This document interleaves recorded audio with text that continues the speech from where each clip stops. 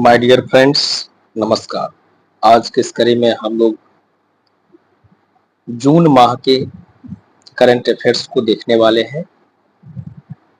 जिन्होंने जनवरी से लेकर के मई तक का करंट अफेयर्स वाली वीडियो नहीं देखा है, वो चैनल पर अपलोड है, आप लोग जा करके देख सकते हैं। आज के इस कड़ी में हम लोग जून मंथ के करंट अफेयर्स को देखने वाले हैं, यानी जून 2024।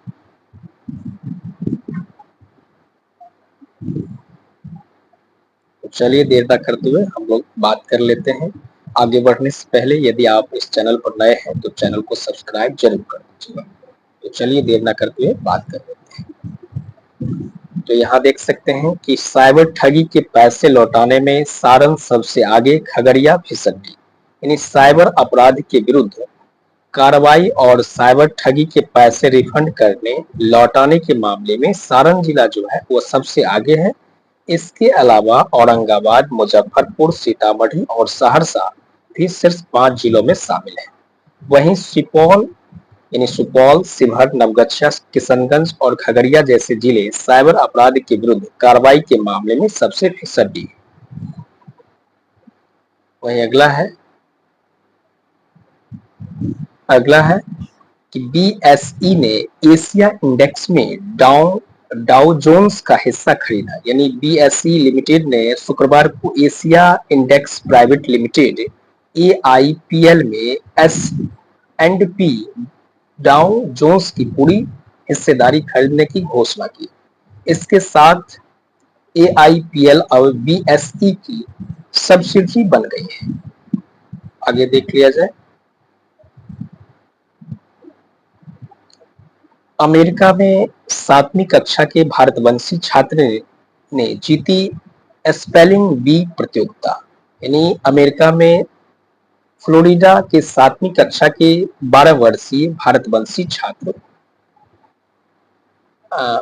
बृहत सोमा ने गुरुवार को प्रतिष्ठित प्रतियोगिता में टाई ब्रेकर में 29 शब्दों की सही वर्तनी बता करके स्क्रिप्स नेशनल स्पेलिंग वी किताब अपने नाम कर लिया।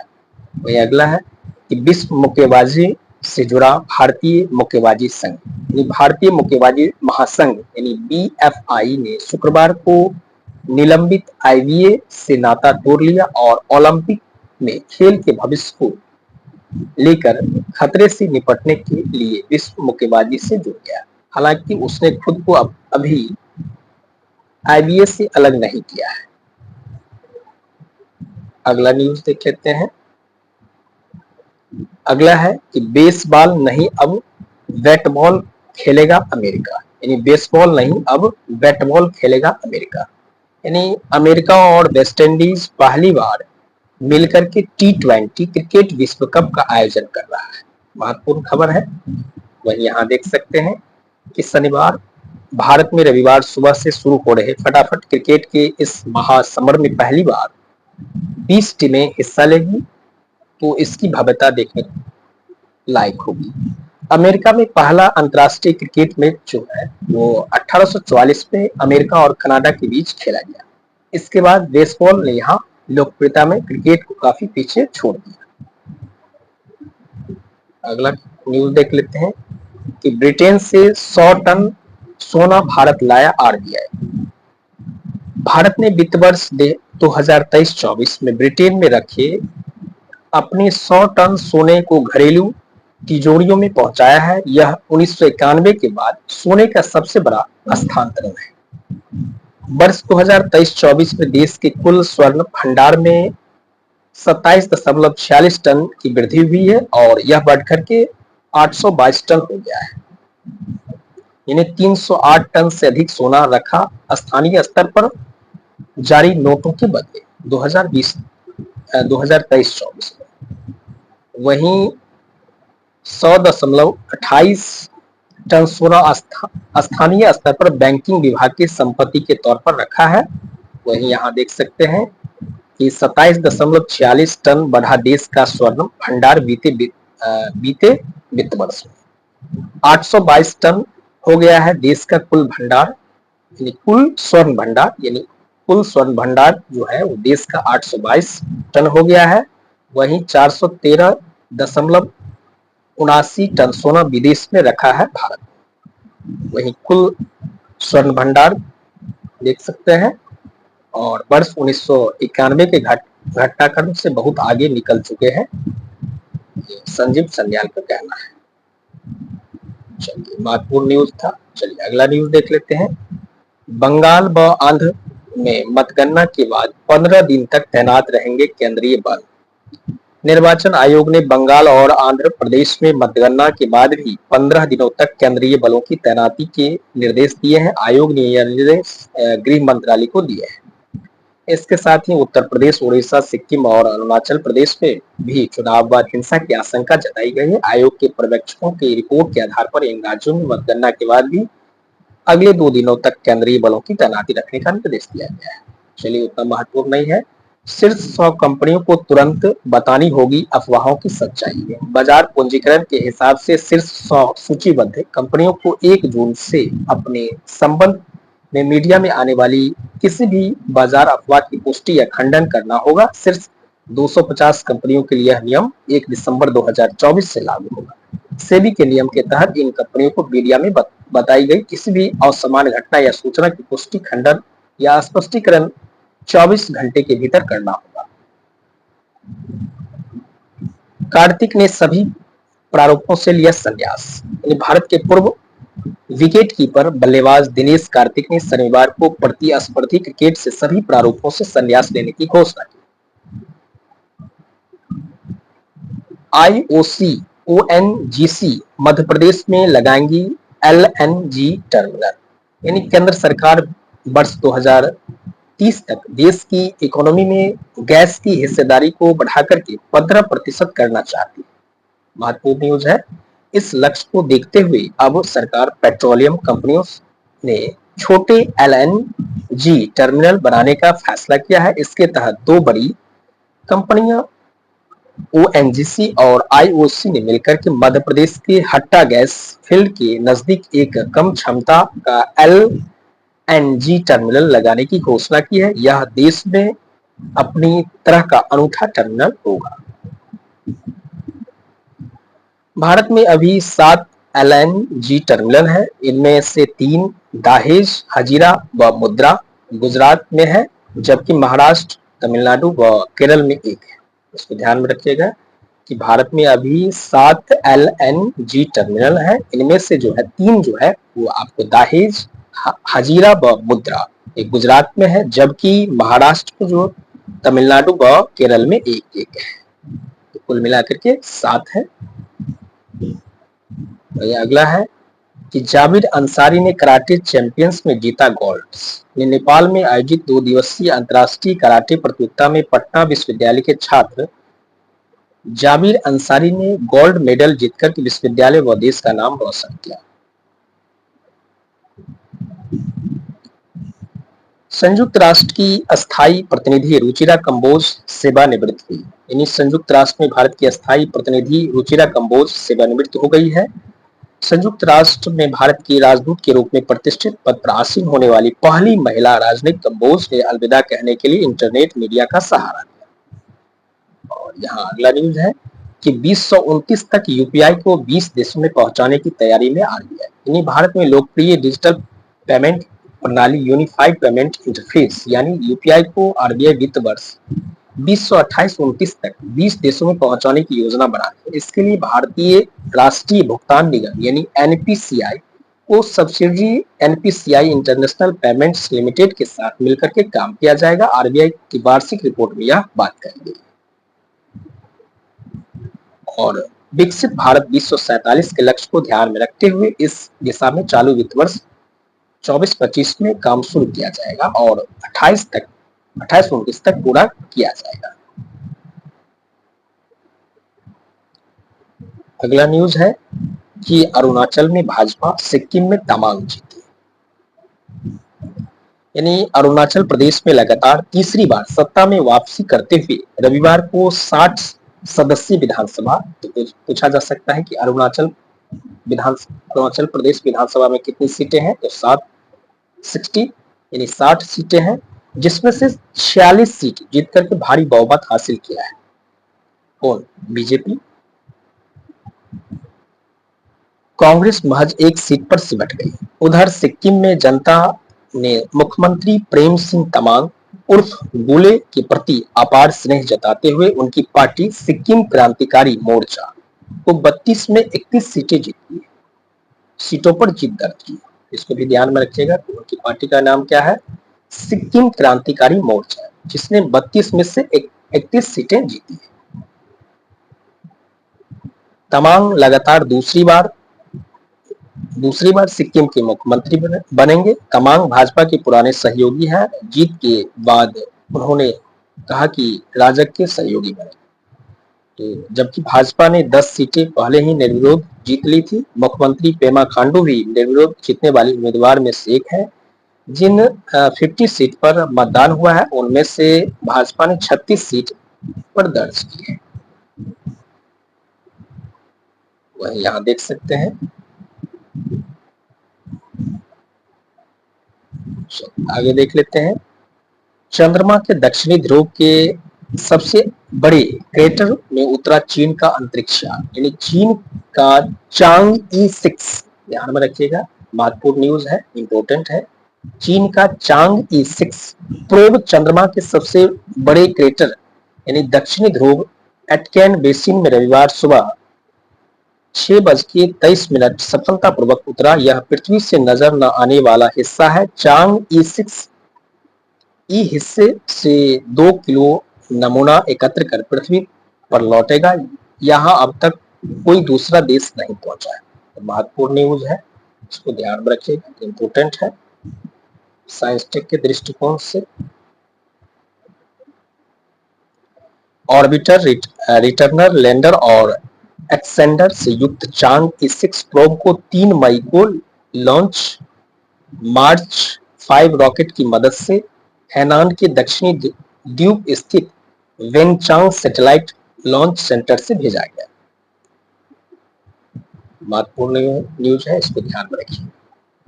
China aerospace science and technology corporation के अंतरिक्ष विशेषज्ञ वांग वाओ ने कहा कि चंद्रमा का सुदूर भाग उबड़ खाबड़ होने के बावजूद अपोलो बेसिन अपेक्षाकृत सपाट है।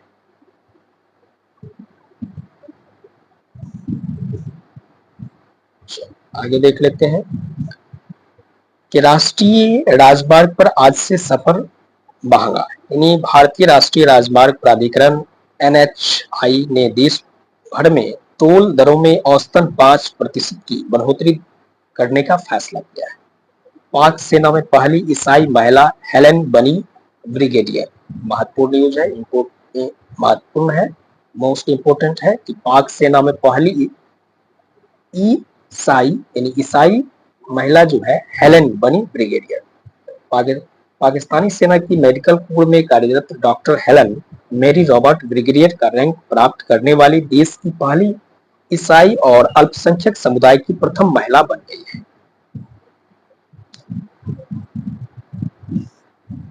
हैदराबाद अब आंध्र प्रदेश का नहीं, सिर्फ तेलंगाना की राजधानी, यानी हैदराबाद जो है अब आंध्र प्रदेश का नहीं, सिर्फ तेलंगाना की राजधानी है। यानी देश के प्रमुख महानगरों में शामिल हैदराबाद रविवार से आंध्र प्रदेश पुनर्गठन अधिनियम 2014 के मुताबिक रविवार से तेलंगाना और आंध्र प्रदेश की संयुक्त राजधानी नहीं रहेगी।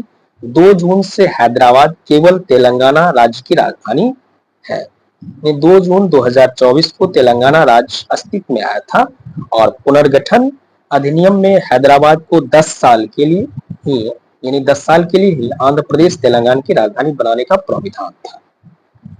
मई में 156.31 अरब यूनिट बिजली की खपत। अगला न्यूज देख लेते हैं। अगला न्यूज है कि आज नई दिल्ली में होगा बिहार पर्यटन इन्वेस्टमेंट मीट, यानी पर्यटन के क्षेत्र में निवेश और राज्य के पर्यटन स्थलों के व्यापक प्रचार प्रसार को लेकर के पर्यटन विभाग शुक्रवार को नई दिल्ली में इन्वेस्टमेंट मीट और रोड शो का आयोजन कर रहा है। इस आयोजन में मंत्री नीतीश मिश्रा यानी पर्यटन उद्योग से पर्यटन मंत्री और एजेंट टूर रेटर्स ऑपरेटर्स, होटल संचालक, रिवर क्रूज ऑपरेटर्स, ब्लॉगर्स आदि के साथ बैठक करेंगे। यहाँ देख सकते हैं कि सुरेंद्र किशोर को पद्मश्री सम्मान, प्रसिद्ध पत्रकार सुरेंद्र किशोर को राष्ट्रपति की ओर से पटना के जिलाधिकारी सिरसत कपिल अशोक ने कोरजी फुलवारी शरीफ स्थित उनके आवास जाकर के शुक्रवार को पद्मश्री सम्मान भेंट किया। सुरेंद्र किशोर को भाषा, शिक्षा तथा पत्रकारिता के क्षेत्र में महत्वपूर्ण योगदान के लिए पद्मश्री से सम्मानित किया गया। यानी अस्वस्थ होने की वजह से वे राष्ट्रपति भवन में आयोजित समारोह में शामिल नहीं हो सके, इस कारण से उनके आवास पर जाकर के यह सम्मान यानी पद्मश्री सम्मान दिया गया। किसको? सुरेंद्र किशोर को।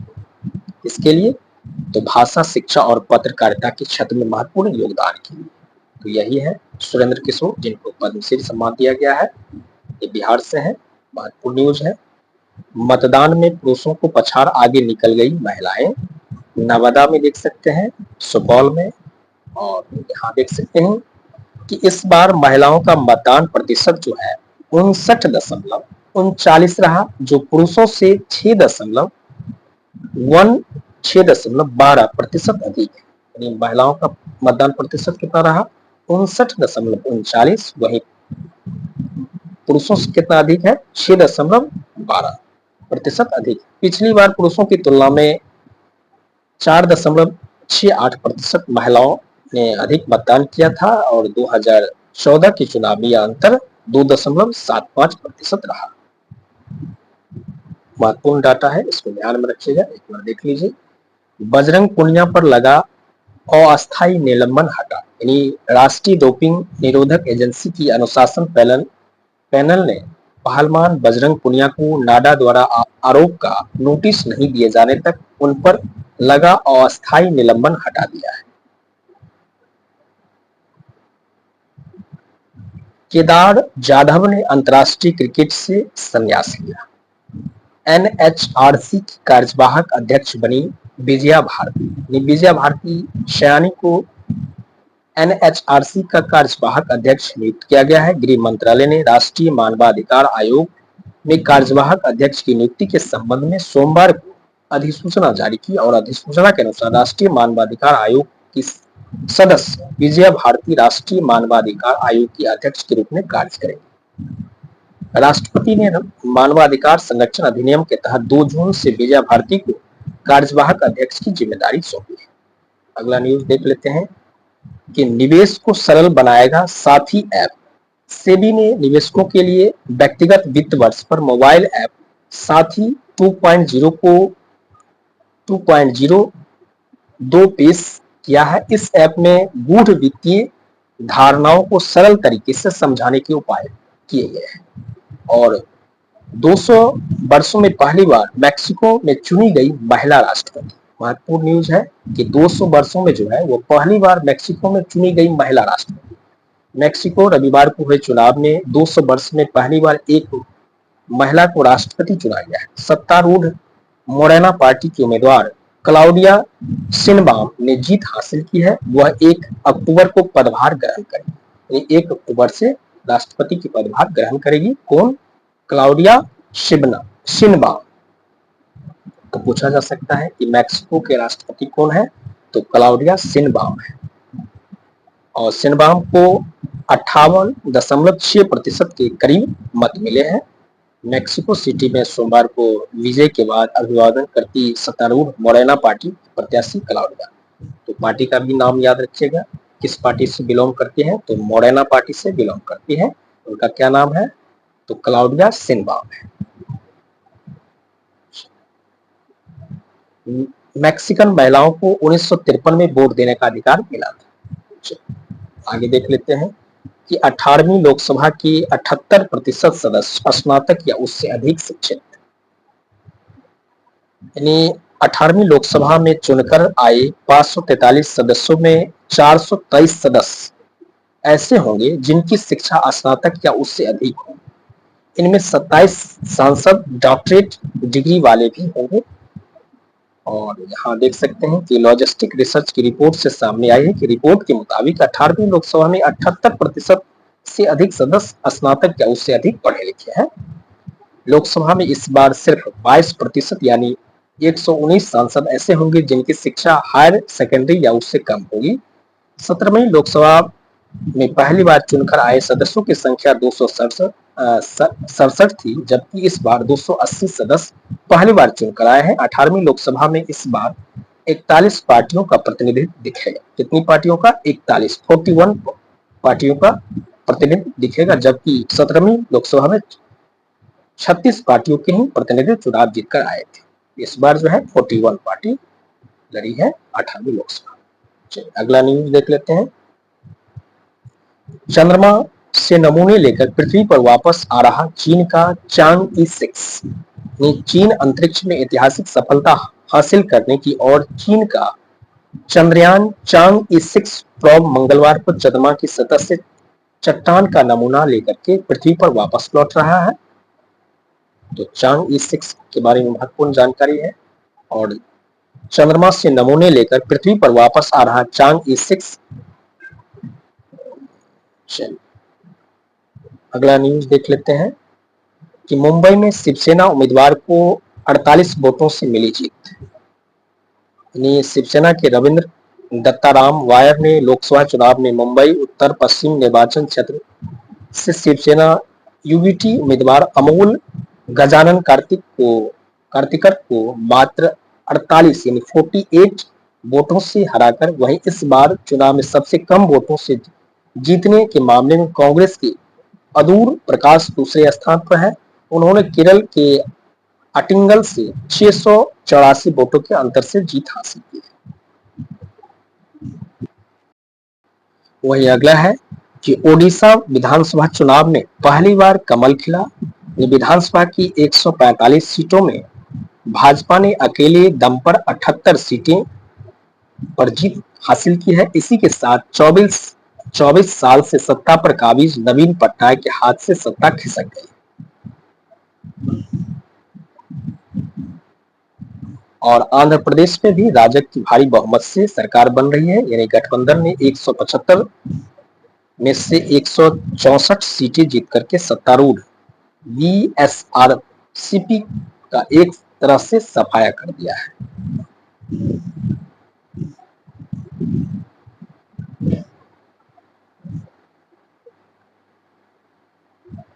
आगे देख लेते हैं कि ईवीएम से हुए 5 लोकसभा और 152 विधानसभा चुनाव। इस बार चुनाव के साथ ही देश में अब तक 5 लोकसभा और 152 राज्य विधानसभाओं के चुनाव ईवीएम से हो चुके हैं। यानी 46 से अधिक बार सत्ता में बदलाव हुआ है। 5 लोकसभा चुनाव में 2 बार कांग्रेस की अगुवाई वाला यूपीए गठबंधन, जबकि 2014, 19 और 24 में भाजपा की अगुवाई में राजग ने सबसे अधिक सीटें पर जीत दर्ज की है। देश के सबसे कम उम्र के सांसद बने पुष्पेंद्र सरोज। ये महत्वपूर्ण न्यूज है, पूछा जा सकता है, इंपॉर्टेंट है कि देश के सबसे कम उम्र के सांसद कौन बने हैं? पुष्पेंद्र सरोज। कौशाम्बी संसदीय सीट से लगातार 2 बार भाजपा के टिकट पर सांसद चुने गए विनोद सोनकर को आईएनडीआई प्रत्याशी पुष्पेंद्र सरोज 1,03,944 वोट से हरा करके सबसे युवा सांसद बन गए। यानी कौशाम्बी संसदीय सीट से लगातार 2 बार भाजपा के टिकट पर सांसद चुने गए विनोद सोनकर ने भाजपा प्रत्याशी को हरा करके आईएनडीआई के प्रत्याशी कौन है? पुष्पेंद्र सरोज, जो सबसे कम उम्र के सांसद बने हैं और 944 वोट से जीत दर्ज की। तो किस संसदीय क्षेत्र से है? तो कौशाम्बी संसदीय क्षेत्र से। संसदीय क्षेत्र भी ध्यान में रखिएगा और सब संसद का नाम भी ध्यान में रखिएगा। ईवीएम का चुनाव में पहली बार इस्तेमाल 1982 में केरल के एर्नाकुलम जिले में किया गया, जहां करीब 50 पोलिंग बूथों पर इसे बतौर ट्रायल इस्तेमाल किया गया। शुरुआत में ईवीएम में 8 प्रत्याशियों के शामिल होने का विकल्प था, लेकिन अब नोटा सहित 16 प्रत्याशियों को शामिल किया जा सकता है। 2013 में नागालैंड में पहली बार वीवीपैट का इस्तेमाल हुआ था। ये भी ध्यान में रखिएगा कि 2013 में नागालैंड में पहली बार वीवीपैट का इस्तेमाल हुआ था। पूछा जा सकता है कि पहली बार वीवीपैट का इस्तेमाल कब हुआ, तो 2013 में नागालैंड में हुआ। चलो,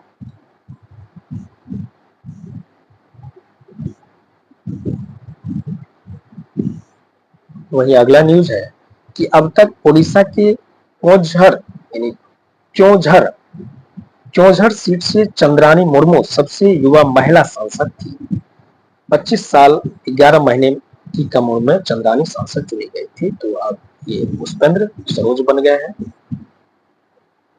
वहीं अगला है क्यूएस वर्ल्ड रैंकिंग में आईआईटी दिल्ली और डीयू की बड़ी छलांग। क्यूएस वर्ल्ड यूनिवर्सिटी रैंकिंग 2025 में आईआईटी दिल्ली ने 47 और दिल्ली विश्वविद्यालय ने 79 पायदान की छलांग लगाई है। आईआईटी दिल्ली ने विश्व के शीर्ष स्थानों में 150वां और डीयू ने 328वां स्थान हासिल किया है। पिछले वर्ष ये क्रमशः 197 और 407वें स्थान पर थे। जवाहरलाल नेहरू विश्वविद्यालय की रैंकिंग 30 अंकों के सुधार के साथ 580 आई है। पिछले वर्ष 601 से 610 थी। आईआईटी बॉम्बे 49वें स्थान से 31वें रैंक ऊपर चढ़ करके 118वें स्थान पर पहुंच गया है। ये कुछ महत्वपूर्ण रैंकिंग है।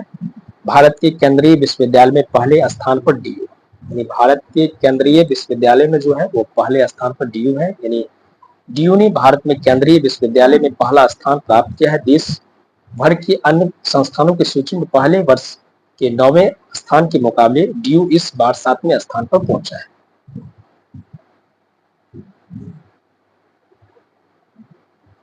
अगला न्यूज है कि 44 साल बाद ओलंपिक में होगा बिहार का प्रतिनिधित्व। महत्वपूर्ण न्यूज है कि बिहार से ओलंपिक में पदक लाने की उम्मीद 44 यानी 44 वर्षों बाद फिर बन गई है। विधायक श्रेयसी सिंह का चयन पेरिस ओलंपिक की ट्रैप शूटिंग स्पर्धा के लिए किया गया है। ये ट्रैप शूटिंग स्पर्धा के लिए किसका चयन किया गया है? श्रेयसी सिंह का।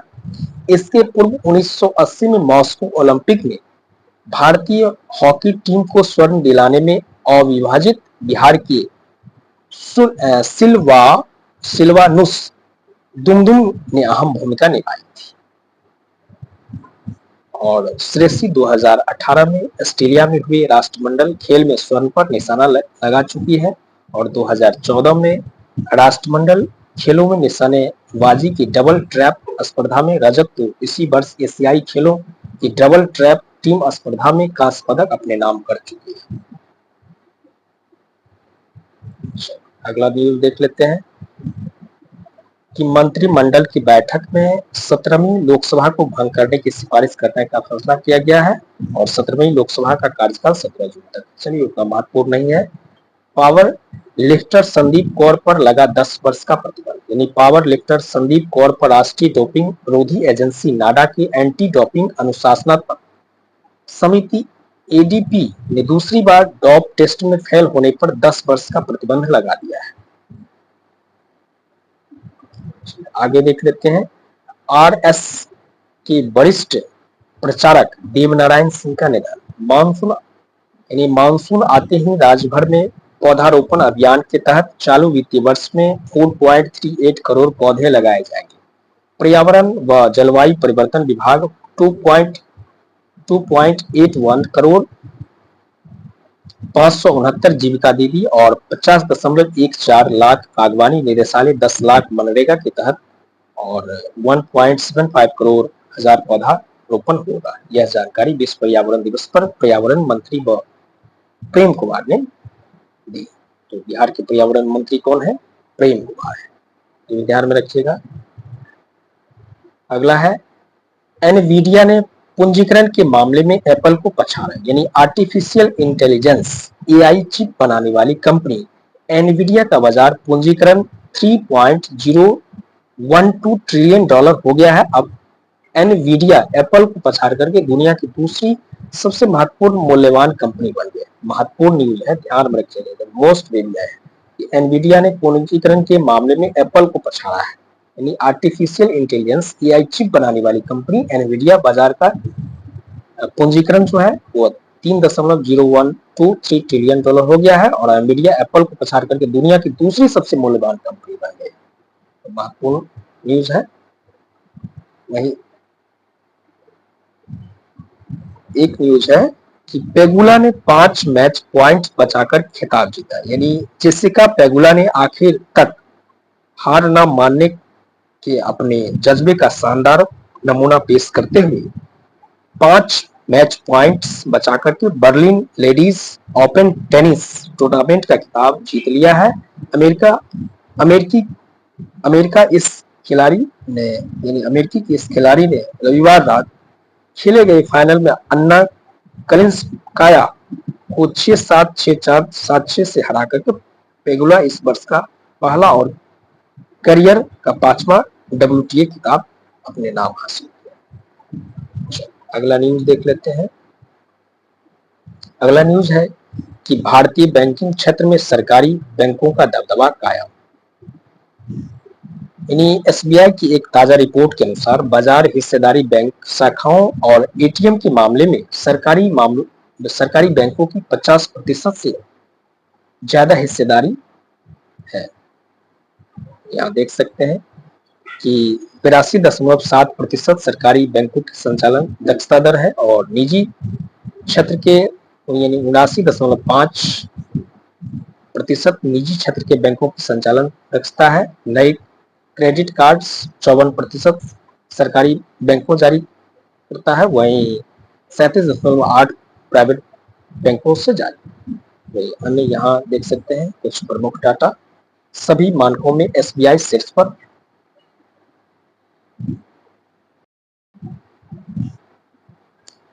सफलता सबसे पहले बकरी के सीने में धड़केगा हृदय यंत्र, यानी IIT कानपुर में कृत्रिम हृदय यंत्र बनकर के तैयार हो चुका है। पशुओं पर इसके प्रयोग की अनुमति भी मिल चुकी है। अगले 2 से 3 महीने में IIT की टीम बकरी के सीने में हृदय यंत्र लगा करके पहला प्रयोग करेगी। IIT कानपुर ने इस तरह का प्रयोग सफल बनाया है, तो ध्यान में रखिएगा। और संयुक्त राष्ट्र सुरक्षा परिषद का अस्थायी सदस्य बना पाकिस्तान। ये भी महत्वपूर्ण न्यूज है कि पाकिस्तान समेत 5 देशों को गुरुवार को 2025 से शुरू होने वाले 2 साल के कार्यकाल के लिए अस्थायी सदस्य चुन लिया गया है। 193 सदस्य संयुक्त राष्ट्र महासभा ने गुप्त मतदान के माध्यम से रिक्त 5 सीटों के लिए चुनाव किया है। अंतर्राष्ट्रीय शांति और सुरक्षा की जिम्मेदारी निभाने वाली संयुक्त राष्ट्र की महत्वपूर्ण इकाई सुरक्षा परिषद में 5 अस्थायी और 10 अस्थायी सदस्य होते हैं। अस्थायी सदस्यों की रिक्त 5 सीटों पर गुरुवार को चुनाव हुआ। 10 अस्थायी सदस्य होते हैं, 5 अस्थायी सदस्य होते हैं। संयुक्त राष्ट्र में कुल 193 सदस्य होते हैं। यहाँ देख सकते हैं पाकिस्तान, सोमालिया, डेनमार्क, ग्रीस और पनामा को अस्थायी सदस्य चुना गया है। ध्यान में रखिएगा, पूछा जा सकता है किसका किसका चयन हुआ है अस्थायी सदस्य के रूप में। तो पाकिस्तान, सोमालिया, डेनमार्क, ग्रीस और पनामा को अस्थायी सदस्य चुना गया है। अफ्रीकी और एशिया प्रशांत देशों की 2 सीटों के लिए सोमालिया को 179 और पाकिस्तान को 182 वोट मिले। तो संयुक्त राष्ट्र सुरक्षा परिषद का अस्थायी सदस्य बना पाकिस्तान। आगे देख लेते हैं। लगातार 19 साल अंतर्राष्ट्रीय स्तर पर फुटबॉल खेलना 151 मैचों में 94 गोल दागना साधारण बात नहीं है।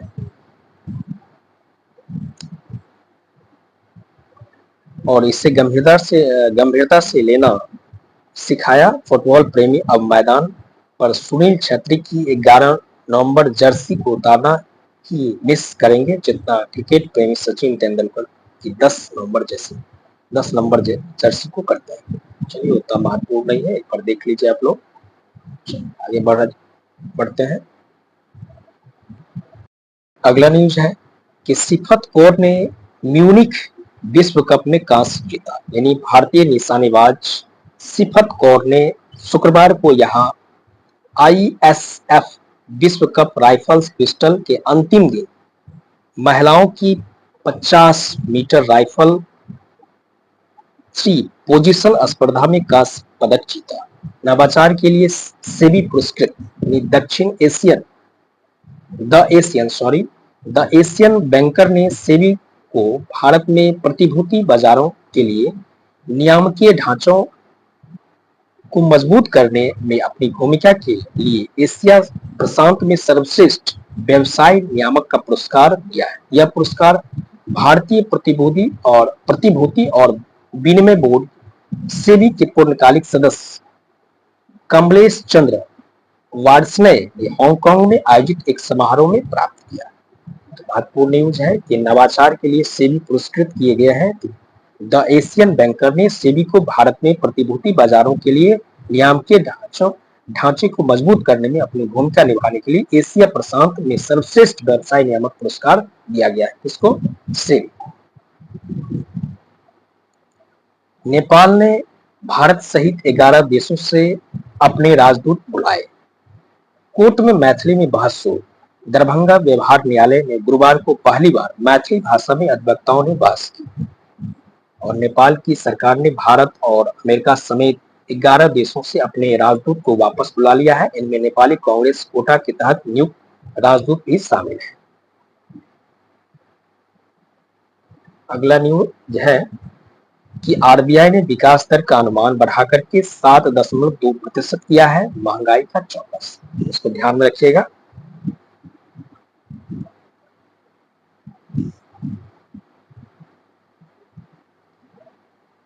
ट्रायल सबसे ऊंचे रेल ब्रिज चिनाब पर दौड़ेगी ट्रेन।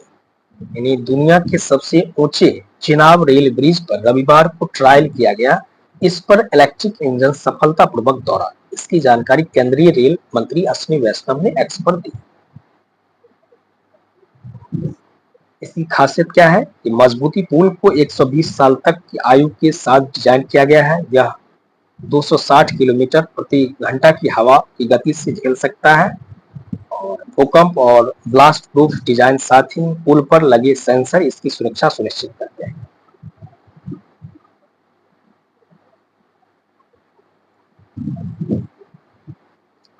$359 मीटर ऊंचाई नदी के तल से है और 1315 मीटर लंबाई है। चिनाब नदी पर बने इस पुल की 1315 मीटर, इसको भी ध्यान में रखिएगा कि कितना मीटर लंबा है। तो 1315 मीटर लंबाई है चिनाब नदी पर बने इस पुल की और 1486 करोड़ रुपए खर्च हो चुके हैं लगभग।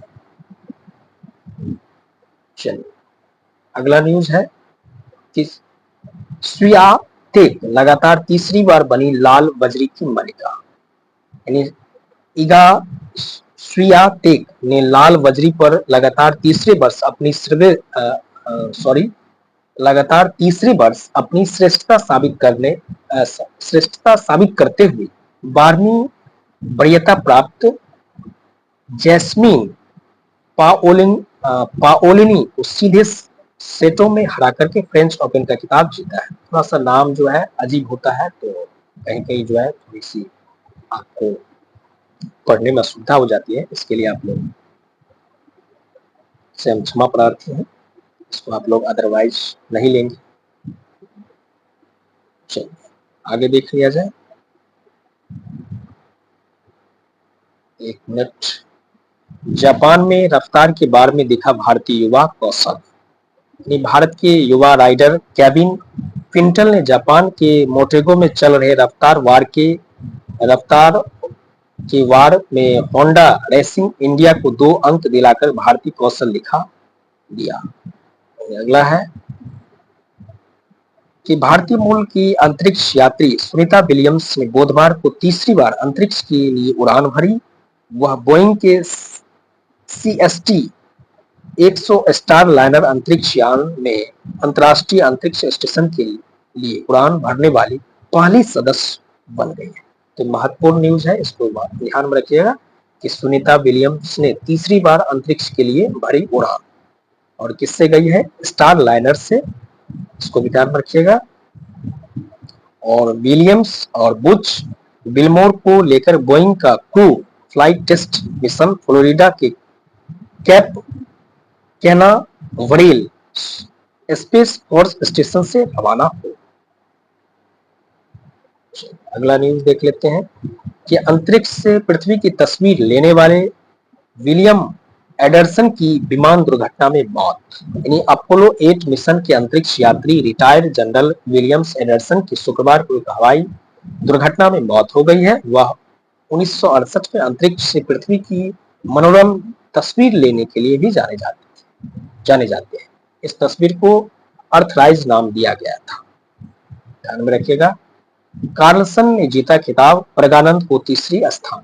नॉर्वे के स्टार वेंगनर हुई विश्व के सबसे प्रतिष्ठित प्रतियोगिता में एक नॉर्वे शतरंज टूर्नामेंट कल समाप्त हो गया है, जहां 5 बार के विश्व चैंपियंस और सभी प्रारूपों में मौजूदा नंबर 1 नॉर्वे के मैग्नस कार्लसन ने 17.5 अंकों की एकल बढ़त के साथ ओपन इवेंट में अपने नाम किया। कार्लसन ने छठी बार नॉर्वे शतरंज का खिताब जीत करके यह फिर साबित कर दिया कि क्यों उन्हें आज के युग का महानतम खिलाड़ी कहा जाता है। और 10वें दौर में अमेरिका के फाबियानो कारुआना के विरुद्ध क्लासिकल मुकाबला ड्रॉ रहने के बावजूद अमार्गेडोन कार्लसन ने ट्राईब्रेकर में बाजी मारी।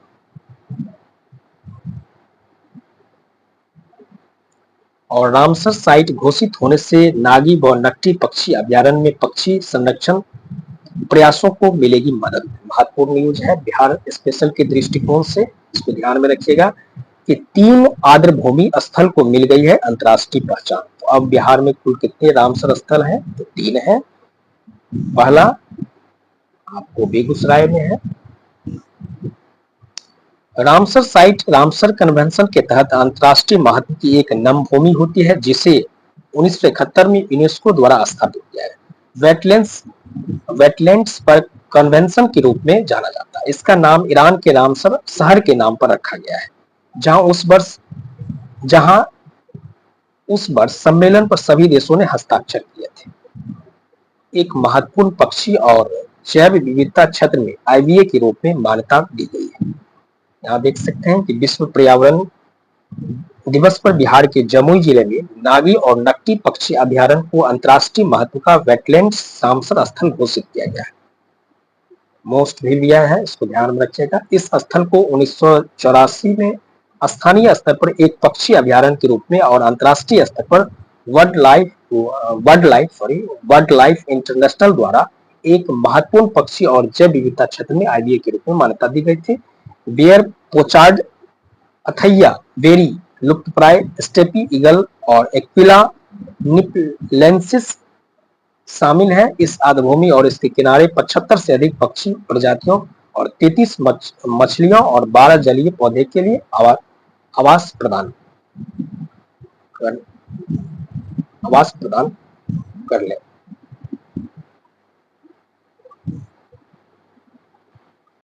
वहीं भारत में जो है अब 82 यानी 82 रामसर स्थल हो गए हैं। यहाँ देख सकते हैं कितना हो गया है, 82।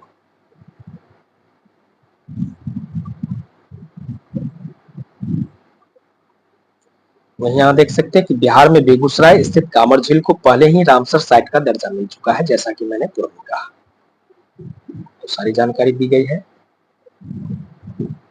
आगे देख लेते हैं कि अलग राज ने पहली बार जीता फ्रेंच ओपन का खिताब।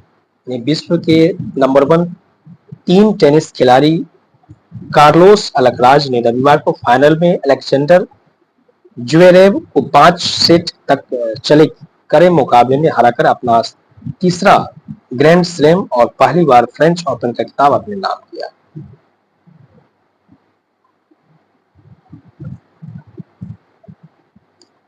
चार वर्षों में यात्रियों का निर्यात 2.68 लाख इकाई बढ़ा। सौरभ ने पैरा एथलेटिक्स ग्रांप्री में 2 स्वर्ण जीते। यानी भारतीय धावक सौरभ शर्मा ने स्विट्जरलैंड के नोट्टरविल सिटी में आयोजित विश्व पैरा एथलेट ग्रांप्री में 2 स्वर्ण पदक जीते। आगे देख लिया जाए। पूजा यूएफसी में जीत दर्ज करने वाली पहली भारतीय और 2024 के सबसे अमीर प्रत्याशी राजग की कैबिनेट में शामिल। तेलुगु देशम पार्टी तेदेपा के गंटूर में नवनिर्वाचित सांसद चंद्रशेखर पेमासानी अब भाजपा के नेतृत्व वाली राजग सरकार की कैबिनेट का हिस्सा बन गए हैं। कैबिनेट रैंक के मंत्रियों में दूसरे सबसे अमीर ज्योतिरादित्य सिंधिया 48 वर्षीय चंद्रशेखर पेमासानी पेशे से डॉक्टर हैं और 18वीं लोकसभा चुनाव के सबसे अमीर चुनाव प्रत्याशी रहे हैं। इस लिहाज से कुल 83-90 प्रत्याशियों में से वह 5700 करोड़ रुपए की संपत्ति के साथ सबसे अमीर उम्मीदवार तो है ही और सबसे अमीर मंत्री भी बन गए हैं। कौन? तेलुगु देशम पार्टी के चंद्रशेखर। आगे देख लेते हैं। संजीवनी को 10,000 मीटर दौड़ में शीर्ष स्थान। ऑपरेशन क्लीन में पकड़े गए 9 बदमाश। ट्रेन और रेलवे स्टेशन से यात्रियों की जेब से मोबाइल चोरी करने वाले बदमाशों की गिरफ्तारी के लिए जीआरपी ने ऑपरेशन क्लीन के तहत अभियान चला रहा है। इसको भी ध्यान में रखिएगा, ऑपरेशन क्लीन का संबंध किससे है। और संजीवनी जाधव ने पोर्टलैंड ट्रैक फेस्टिवल प्रतियोगिता में महिलाओं की 10,000 मीटर दौड़ 32 मिनट 22.77 सेकंड में पूरी करके पहले स्थान प्राप्त किया है। आगे देख लिया जाए। अलग हुए बिजली और अक्षय ऊर्जा मंत्रालय। देश के ऊर्जा क्षेत्र की हिस्सेदारी 2 नए हाथों में दी गई है। यानी हरियाणा के पूर्व मुख्यमंत्री मनोहर लाल को देश का नया बिजली मंत्री नियुक्त किया गया है, जबकि प्रहलाद जोशी को अक्षय ऊर्जा रिन्यूएबल मंत्रालय की जिम्मेदारी सौंपी गई है।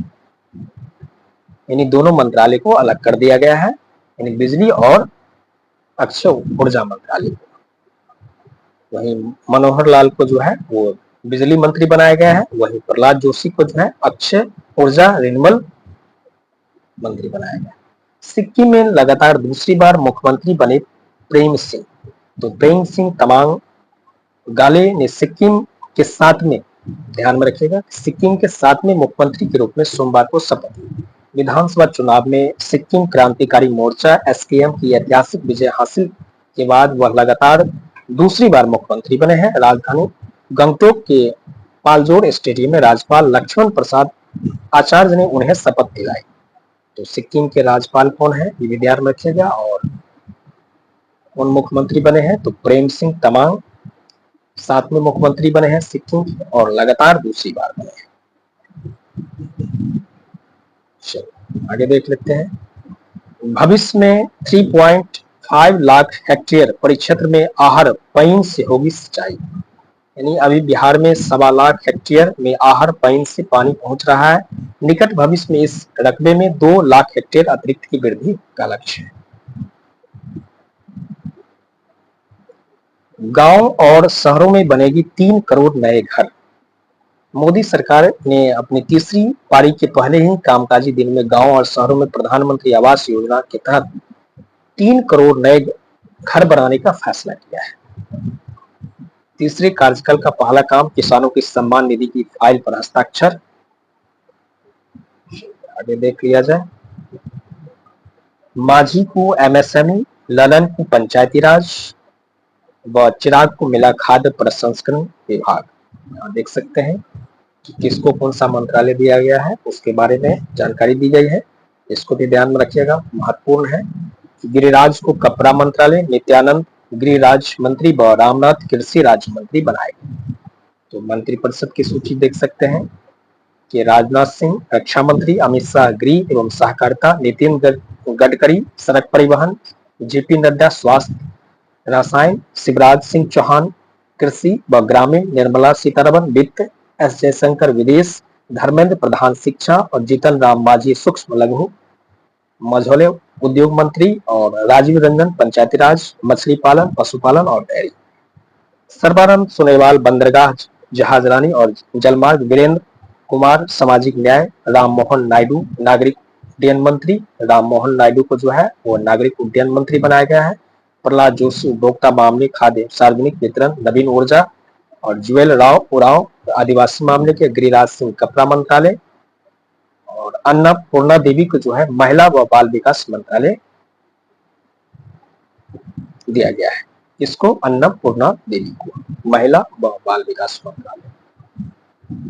रामनाथ ठाकुर बिहार से कौन कौन मंत्री बनाए गए हैं? तो रामनाथ ठाकुर, मांझी, ललन सिंह, चिराग पासवान, गिरिराज सिंह, नित्यानंद राय और राजभूषण चौधरी जल शक्ति मंत्रालय में राज्य मंत्री, और सतीश चंद्र दुबे कोयला एवं कोयला खान मंत्रालय में राज्य मंत्री बनाए गए। तो ये था आपको मंत्रालय से संबंधित जानकारी कि किसको कौन सा मंत्रालय मिला है, इसको ध्यान में रखिएगा और इसको एक बार आप लोग सरसरी निगाह से देख लेंगे तो यदि इससे प्रश्न आता है तो कहीं कोई कठिनाई का सामना आपको नहीं करना पड़ेगा। चलिए आगे देख लेते हैं। एथेनॉल कंपनियों को मिले ऋण से सुधरा बिहार का सीडी रेशियो। भारत 2025 में जूनियर हॉकी विश्व कप की मेजबानी करेगा। महत्वपूर्ण न्यूज है कि भारत अगले वर्ष जूनियर हॉकी विश्व कप की मेजबानी करेगा। अंतर्राष्ट्रीय हॉकी महासंघ के कार्यकारी बोर्ड ने मंगलवार को यह जानकारी दी। यह प्रतियोगिता दिसंबर में खेली जाएगी। इसमें 24 टीम हिस्सा लेगी। भारत इससे पहले 3 बार 2013, 16, 21 में टूर्नामेंट की मेजबानी कर चुका है। तो भारत 2025 में 2025 में जूनियर हॉकी विश्व कप की मेजबानी करेगा। और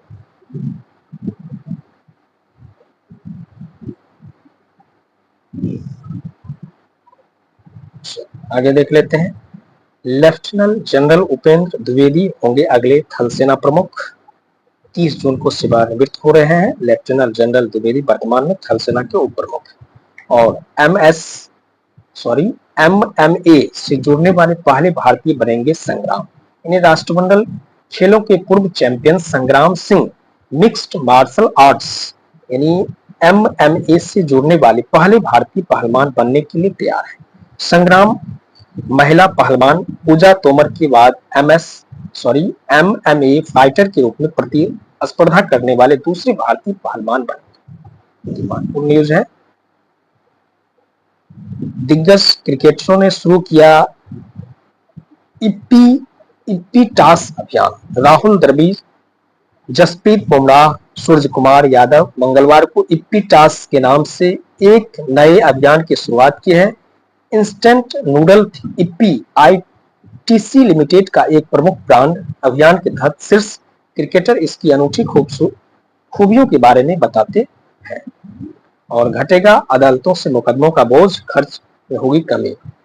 कानून राज्य मंत्री स्वतंत्र प्रभार अर्जुन राम मेघवाल ने कार्यभार संभालते हुए पहला हस्ताक्षर राष्ट्रीय मुकदमा नीति नेशनल लिटिगेशन पॉलिसी के मसौदे पर किया है। मेघवाल ने बताया कि कानून मंत्रालय ने राष्ट्रीय मुकदमा नीति मसौदा फाइल कर दिया है। अब इसे कैबिनेट में रखा जाएगा। राष्ट्रीय मुकदमा नीति के लागू होने से सरकारी विभागों और विभिन्न मंत्रालय के बीच होने वाले मुकदमेबाजी में कमी आएगी। तो नई दिल्ली में मंगलवार को केंद्रीय विधि एवं न्याय मंत्री के रूप में अर्जुन राम मेघवाल ने पदभार ग्रहण किया। ये भी ध्यान में रखिए, कानून मंत्री कौन है? अर्जुन राम मेघवाल है।